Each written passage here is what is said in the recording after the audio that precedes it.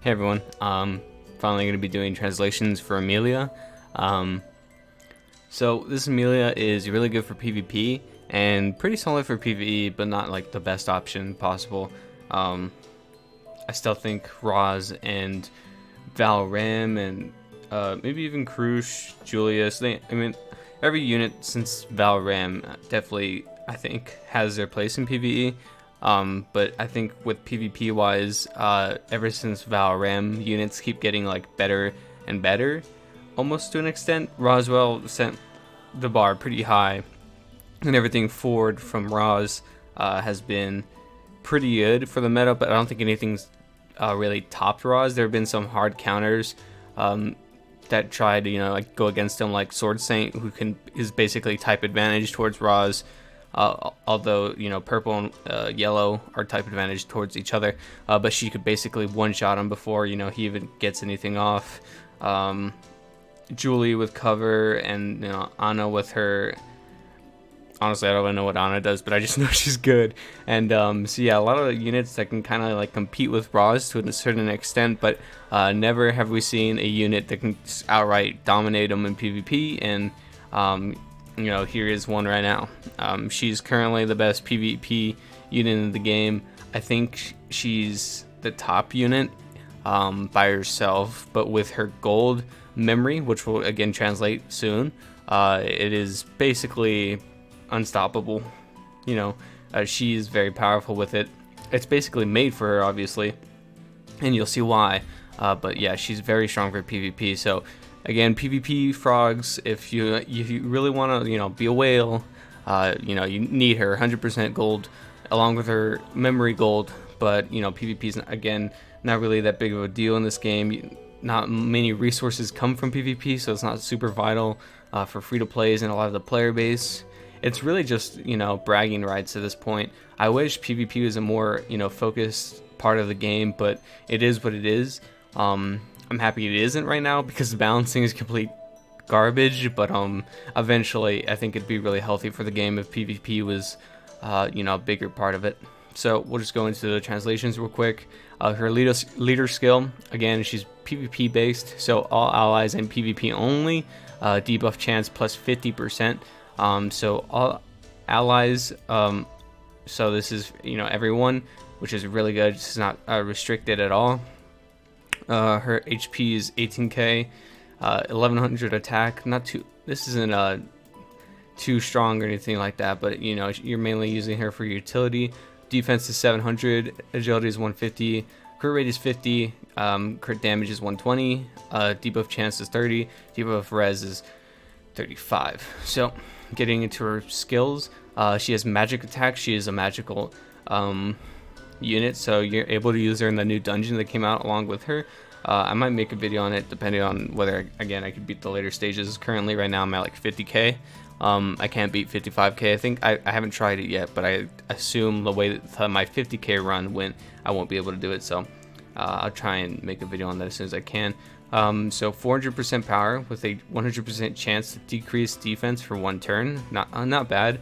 Definitely good just in case she ever gets taunted or anything. And defense down on a basic, I think is like one of the better basics in the game in my opinion, because it's just so nice to have.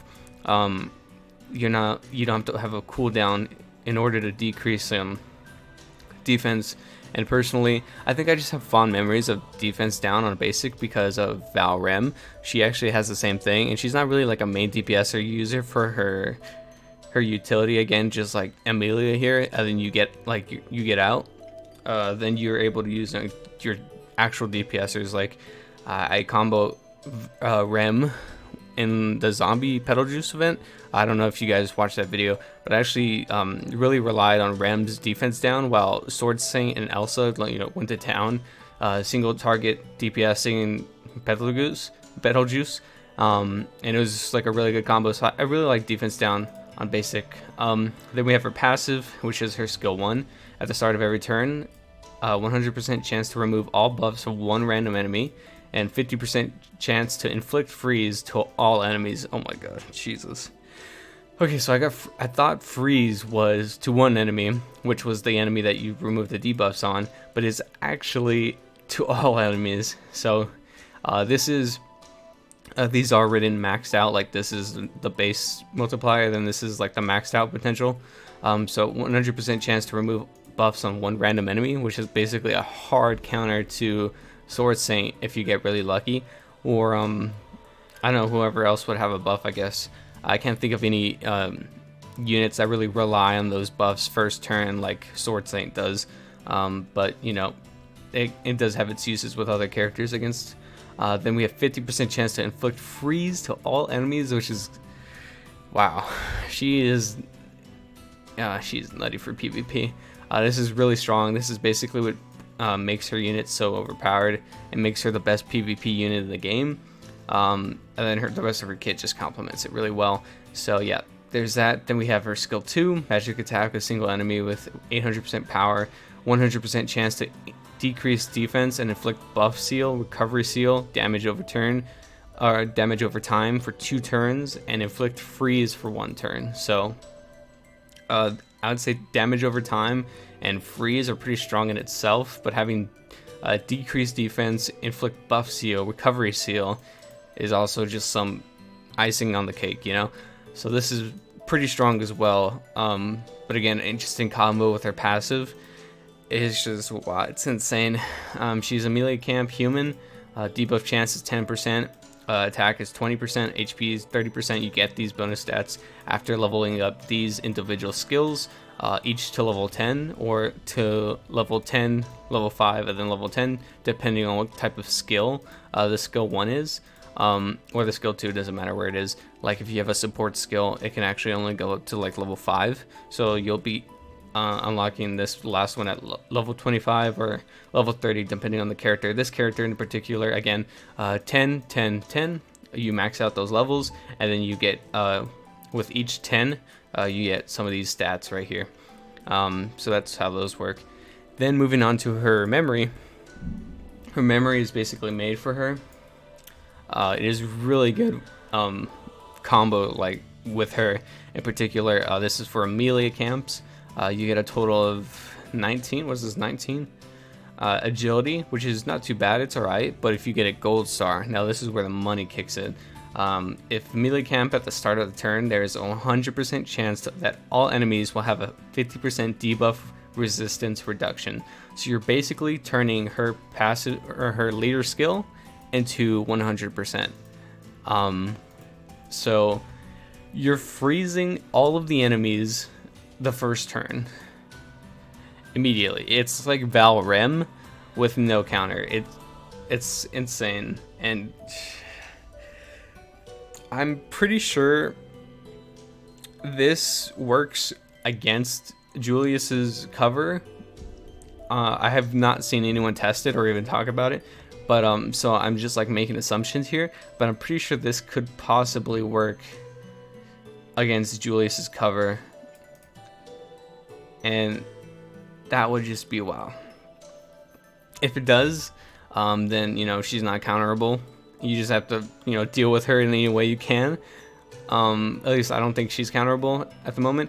And if it doesn't, then Julius is like your only way out when fighting her. So if you ever see, I don't think you can see memories when you're looking at PvP. I can't talk. PvP players. If you, I don't think you can currently see memories like in their teams. But if we ever get that feature and you see this EMILIA with that memory, don't fight them. don't even try it.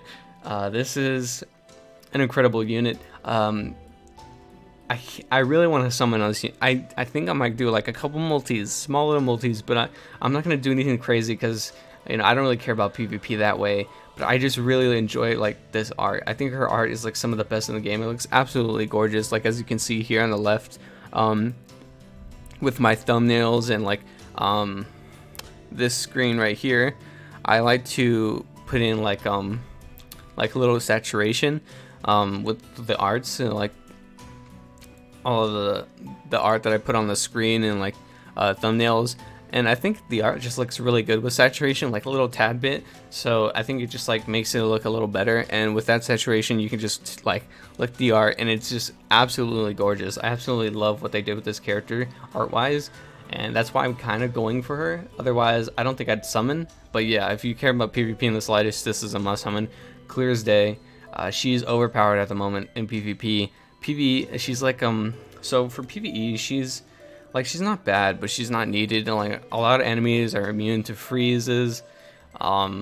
You know, damage over time and defense reduction is not bad. Buff seal, recovery seal could be useful in certain places, but overall, you know, like her passive is what pushes her over the edge. And not a lot of enemies are going to start off with buffs, and a lot of enemies are immune to freeze. So again, she's basically made for PvP. If you want to use her in PvE, that's fine, but if you want to only use her for PvE, it is definitely not worth summoning here.